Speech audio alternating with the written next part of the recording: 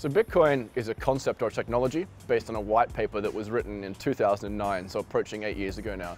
And it spoke about the idea of having a decentralized ledger of transactions that meant people could transact value effectively as a currency without needing an intermediary. And the way that it worked was it had an algorithm where a bunch of computers could participate and could mine. And by doing that, they're using their computing power to basically validate and verify transactions and add them to the blockchain. And the blockchain is literally a series of blocks there every 10 minutes with Bitcoin of each transactions that have been verified at any point in time. This white paper was produced, open source community developed it and kind of issued it around them. And it's been around since then, it's been iterating since then, there have been some improvements to it. It's quite difficult to improve because you need consensus from the miners, from the people who are developing it, and from the people who are transacting and using it. As of 3-4 years ago, I guess, you started seeing a lot of altcoins come about, and altcoins basically take that core concept of Bitcoin and they make changes to it. One of the first was Litecoin. And now you've got like your Bitcoin Cashes, your Bitcoin Gold, which are about 6-12 months old. And they're forks of this system, which is basically they go, I'm taking Bitcoin to date. We're going to, at this point in time, make some changes. And from here on, this is how the network works.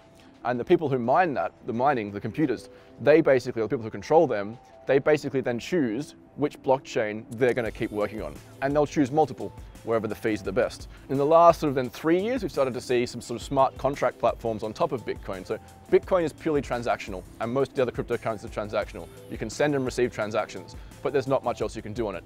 A lot of the innovation now is around smart contracts, so having rules on top of that. If this, then that. People are using that then to do token sales, which is when they use a smart contract to issue basically tokens, which is another kind of cryptocurrency that sits on top of a smart contract platform. So in terms of why it's getting so much interest now, I mean, it's basically just, it's market. As more and more people look at the space, they start to pay attention. As people start to make massive profits on it because the price is ridiculous, and market capitalization today is about 750 billion US. You know, 2 months ago it was 200 billion. A year ago it would have been about 100, and 3 years ago it was maybe 20.